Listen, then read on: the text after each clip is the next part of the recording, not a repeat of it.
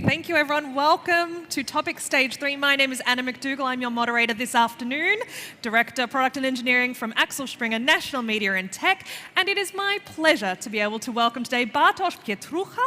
He is the founder of devacademy.com, and he will be presenting, that's the word I was looking for, one click to production, test and automate your application. Please give him a round of applause.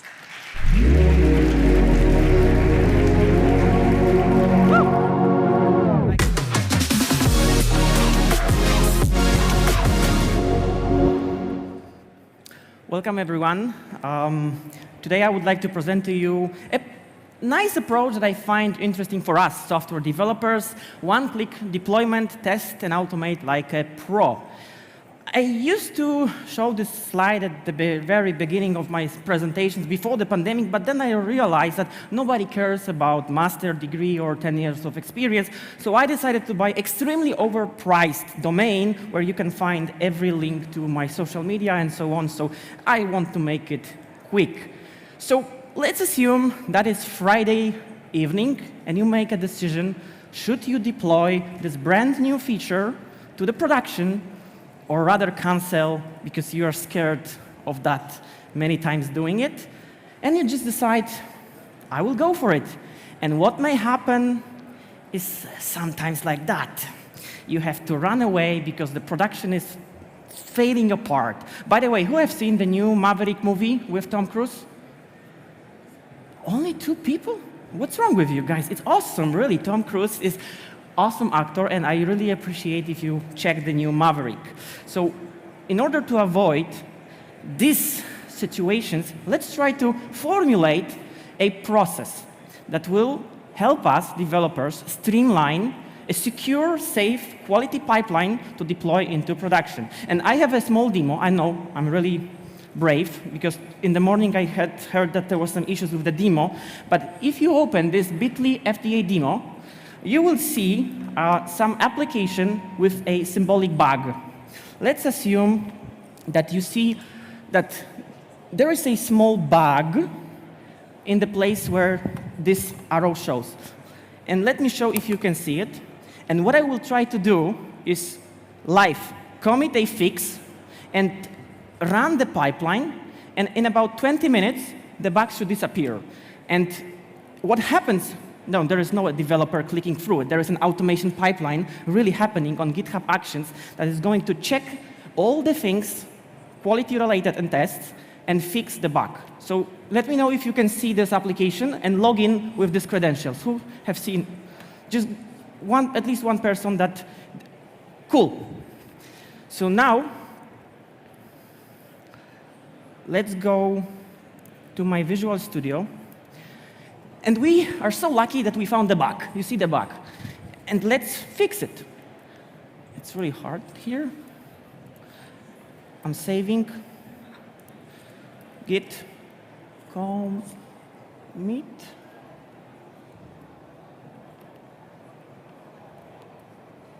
Boom. We have fixed the bug. Git push.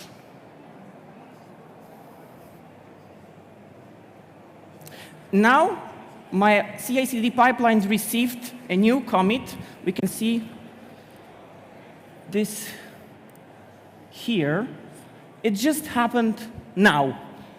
The CI/CD pipeline of GitHub Actions kicked in, and it's going to start a process that is going to start with building, testing, automation, verification, and deployment. And after about 20 minutes, we will check if the bug disappears from the production application. But now, we would like to learn what exactly is that process.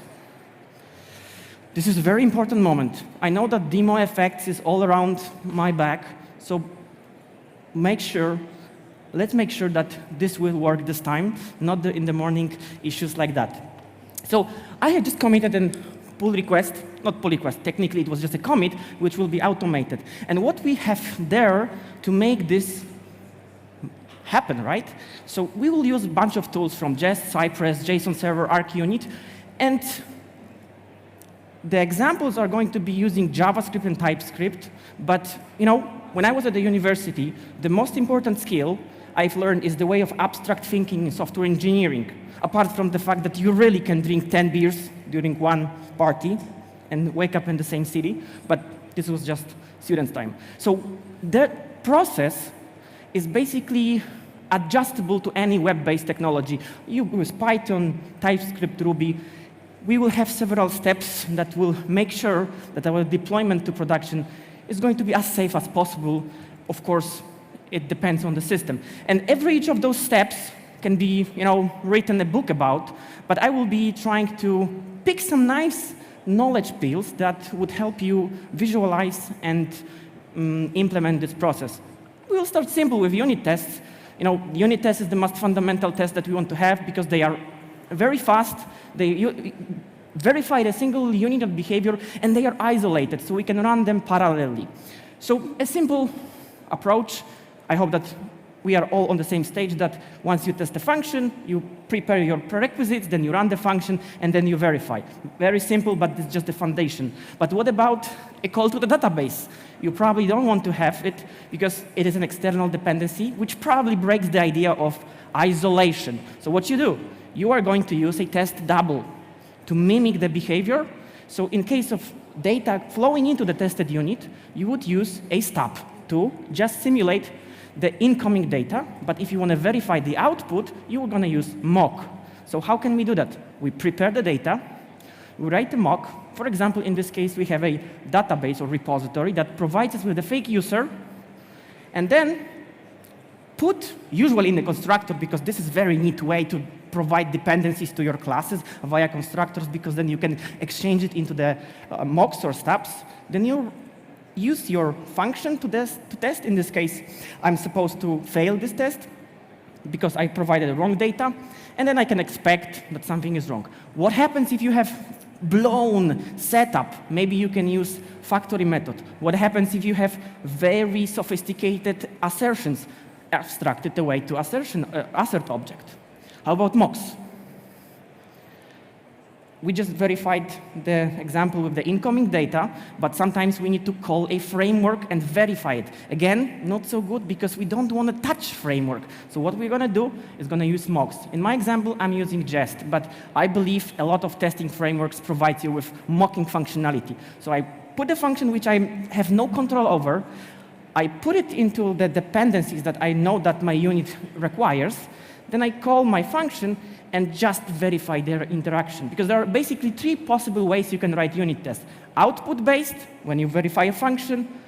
Interaction-based, when you verify the interaction with the external dependency. Or state test, when you check the value of the given state. So this is the 101 for unit testing. We go further with unit integration tests.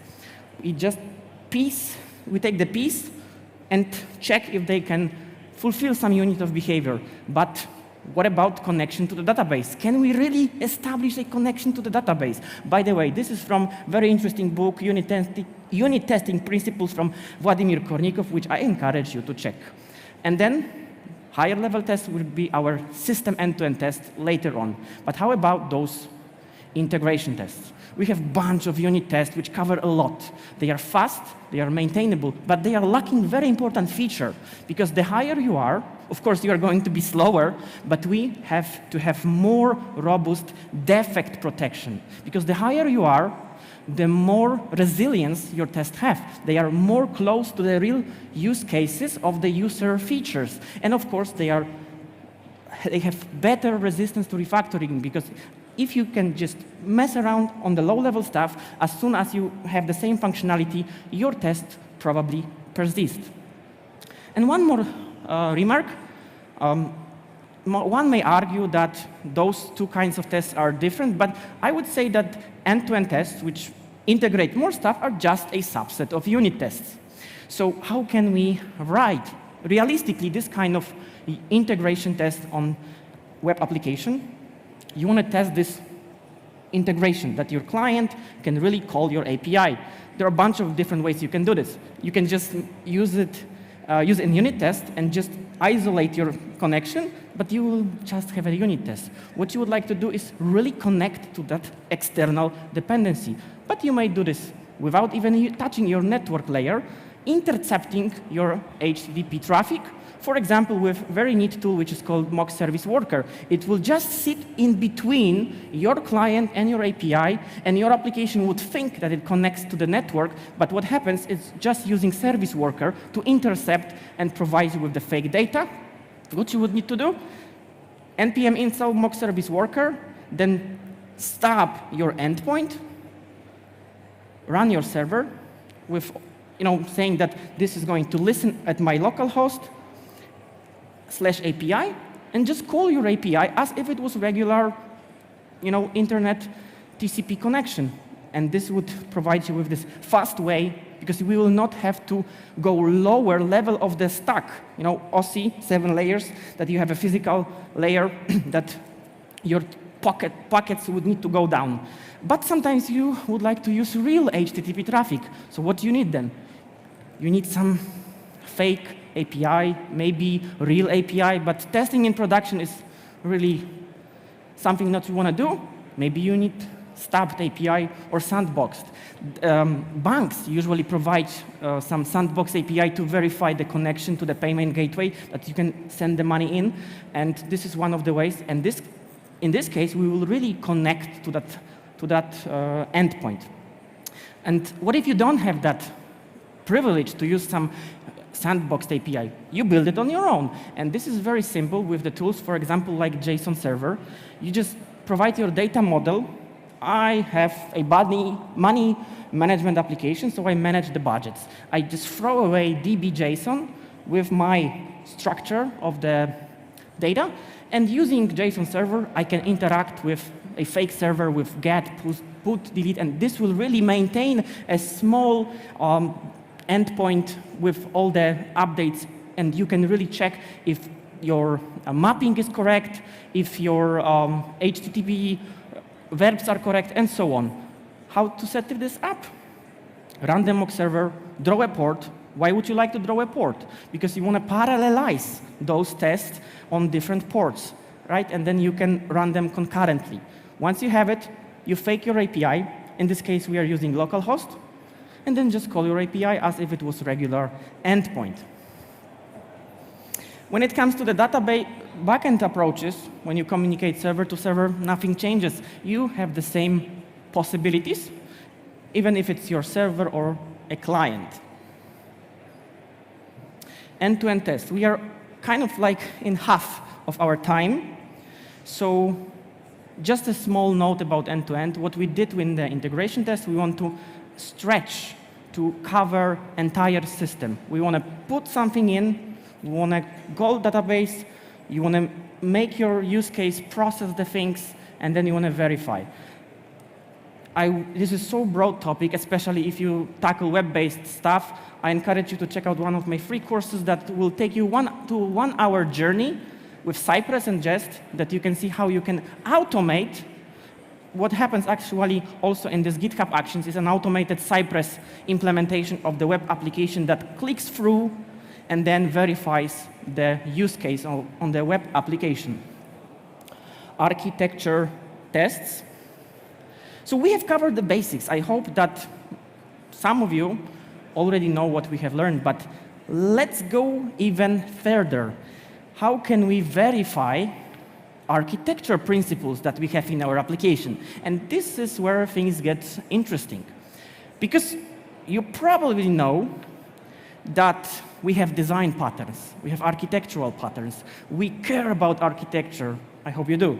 But when you have a lot of people, sometimes it's hard to maintain. And I'm not going to be the one who would describe you what happens if you deliberately break the well-known patterns, the well-known design patterns, architecture patterns, because it is not only about software. Software just popped out a couple of decades ago. We had design patterns in architecture, like real architecture, real estate, art, design, and there are proven frameworks or patterns that if you break, you don't want to know what happens, and I'm not going to be the one. It's going to be Richard Hammond who is going to show you what happens when you really don't follow patterns, and this is the video. that the guy would explain what really happens if you don't do this. Before I show you the whole vehicle, just look at me and now think of the funniest thing that you've ever encountered, okay? The funniest thing, because you are going to need your sense of humor at full speed. There it is. The multiplier with body kit. Oh, yes. I mean, this is, and then we've got,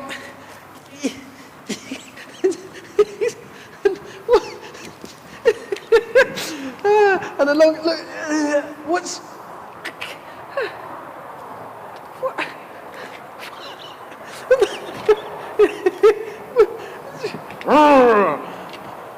multiple. So Richard just gave you a small insight what happens if you don't incorporate the well-known patterns that our industry have formulated. So let's get back to the software. Imagine that we have a classical web-based layered architecture when you have a controllers taking care of the incoming traffic, deserialization, and so on. Then you have your core layer, and then you have your repositories. Let's assume it's a simple app. But even in such a simple app, there are some rules. You probably don't want to create SQL query in controllers layer, right? Because if we do not care about this kind of principles, because what an architecture really is, in my opinion, as a software engineer, I define architecture as a way the system is decomposed into smaller pieces, and what are the rules, boundaries, and constraints when it comes to communications with those smaller modules. And if we don't care about it, what usually happens is this famous or infamous big ball of mud, and we end up like that. We probably don't want to have this kind of mess, but it is really hard to, constrain that if we have, maybe not hundreds, but even several developers doing their own, especially remote development.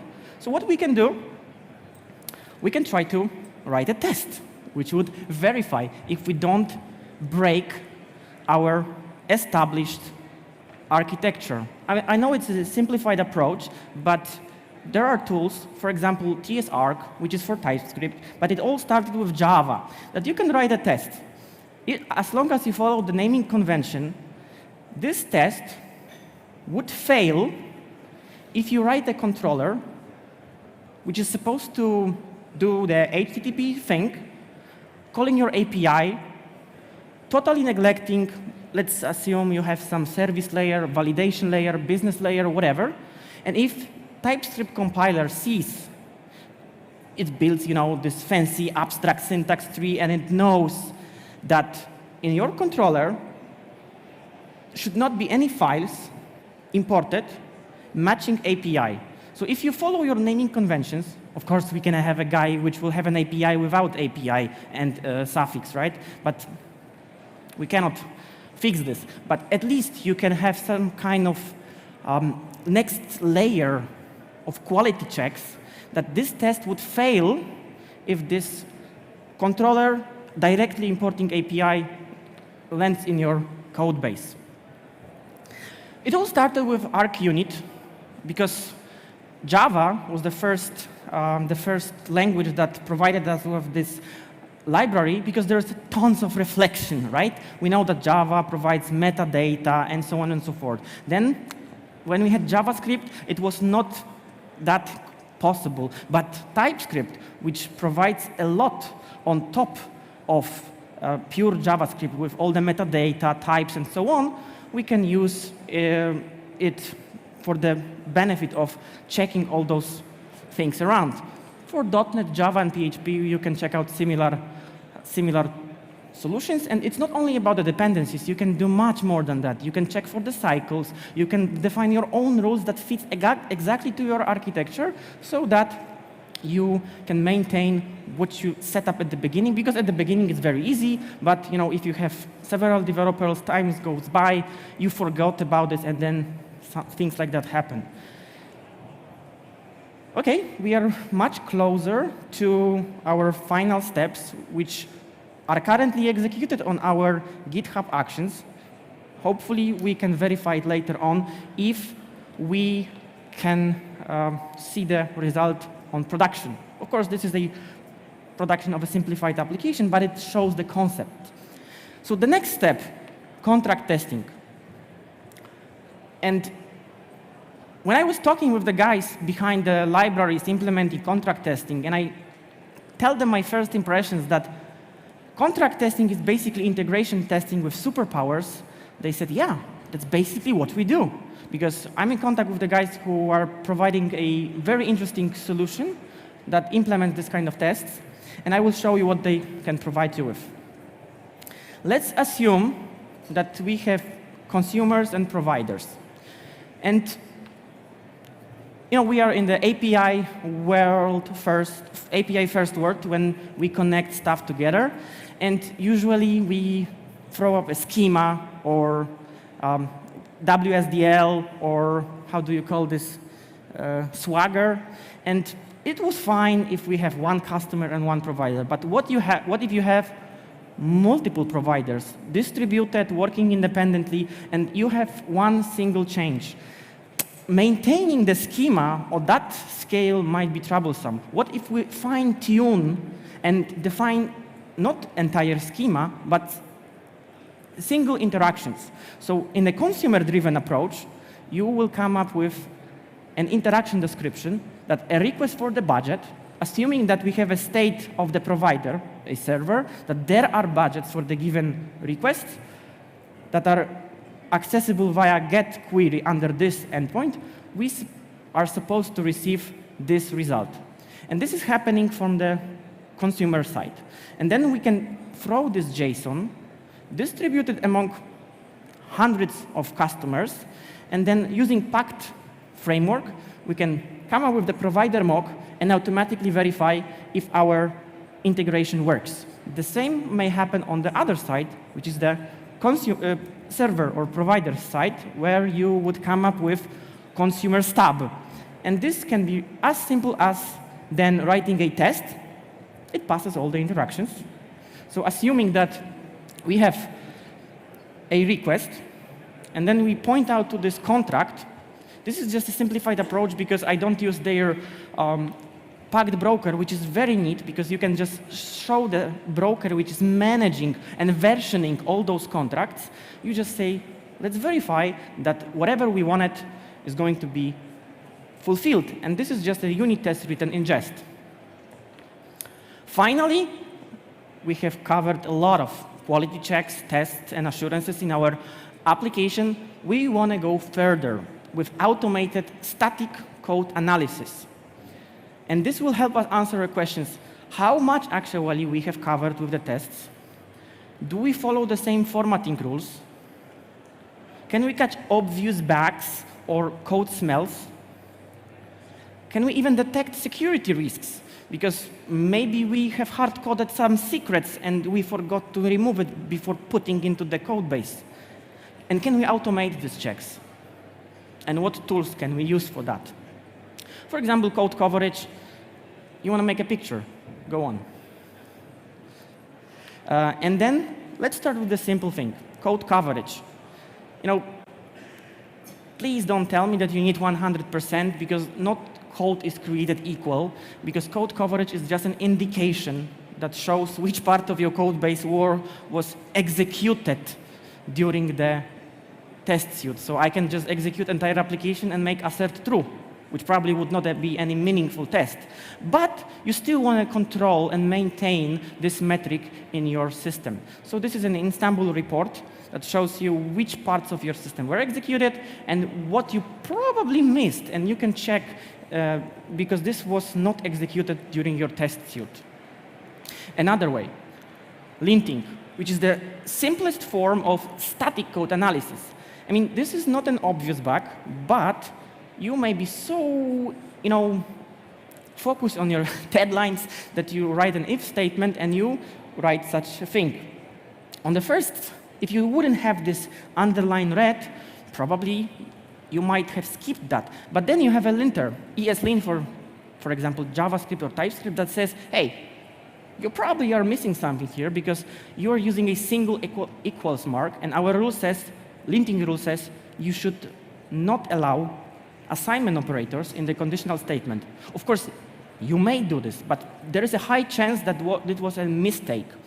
So from the simplest linting, we can go even further to more advanced static analysis tools like Sonar Cloud, Sonar Cube, DeepScan, Code Climate, and so on. And I would like to present to you the one which is my favorite, because it nicely integrates with GitHub Actions, Sonar Cloud, which you can provide so-called, I call it quality gates, they call it conditions. It basically monitors given metrics, and the given values has to be met. For example, we can say, if you push a new code, you would like to make sure that this new code has at least 80% of the coverage. It's, of course, just an indication, but it will prevent the situation that you, for example, push the code with 0 coverage. You provide a brand new feature, you have your pull request, you ask for the review, your reviewers are saying all good, but this quality gate would say no, because you have failed the quality gate. There is no coverage of your new feature. And on the top of that, you see that this is the pull request of the new feature to the master branch. We are finally ready, as long as we have implemented all of those steps, to deploy to production. And thanks to GitHub Actions, building CI/CD, which I understand with this process, is that simple. When you have your application hosted on GitHub, you can provide YAML files that are declaratively describing the steps of your workflow. So for example, in this demo application, which you can then check out on GitHub, I have a deploy, end-to-end, master CI, and so on, defined in a YAML file. And it is just basically an infrastructure in the cloud that GitHub provides you with runners and jobs, connected together. And how simple is that? For example, this is the first step of our process running currently on GitHub, which is supposed to build and run unit tests. In this case, this is my pull request CI. Why? Because it will trigger its execution every time there is a new pull request to the given branch. I can define as many conditions as I want, but this is a trigger. Then we have a job ID, because we can connect jobs together and make flows. Then we define what machine we want. In this case, I am using Windows. I'm using GitHub Action built in GitHub that would set up in this virtual infrastructure a Node environment, because I'm building application in Node. And then npm install, npm build, npm tests. And as soon as all of those steps passes, my flow is supposed to be passing, and I can finally deploy, for example, to Heroku. And you can find a lot of pre-built GitHub Actions that connects to the given platforms like Heroku. I use a plugin that actually I can hook in, and this is not here. It's going to be later probably. And this will take my code from GitHub and deploy it to Heroku. So we have our steps covered, and there are 2 minutes left in this talk. And just to make sure that we are all on the same page, that if any of those steps fails, we cancel the deployment. So now let's check our application. The ones who have opened the application from the beginning can refresh and check if the bug disappears.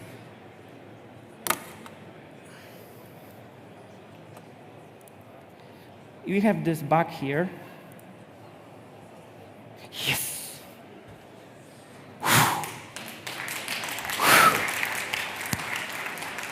And this was actually possible because we can see this entire pipeline.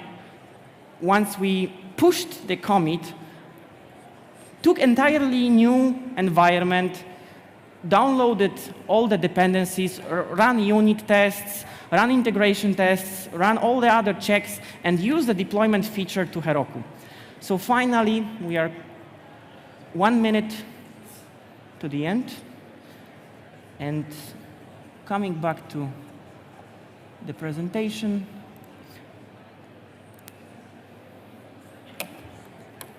Final words.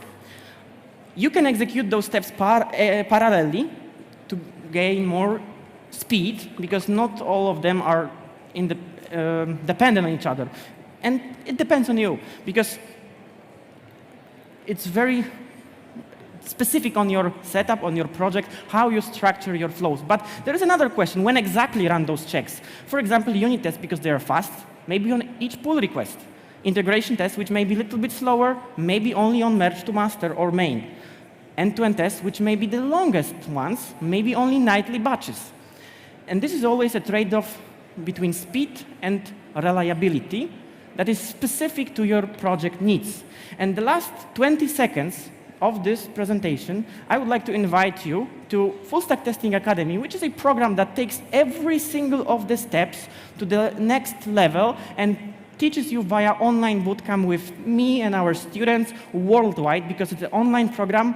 And I believe it's a missing element with web development space, because you can just spend maybe 2 or 3 hours each week after your work, follow the materials, connect with the students, join the Slack group, join the video calls with me and other students, and master all those topics. This is our agenda. Every step is taken to the entirely different level. And if you want, it's fullstacktesting.com. Thank you. Thank you so much, Bartosz. Yes, no, you're all good. You're all good. Perfect timing. Thank you. Yeah, we're all done for Bartosz. Thank you so much. We don't have time for questions, unfortunately. That's right. Let's do the switch over. I see people waiting at the back trying to come in. There's going to be a little bit of mulling. I'm not sure they're ready over there yet, so we can just chill for a second. Deep breath in. Yeah. It's an intense day.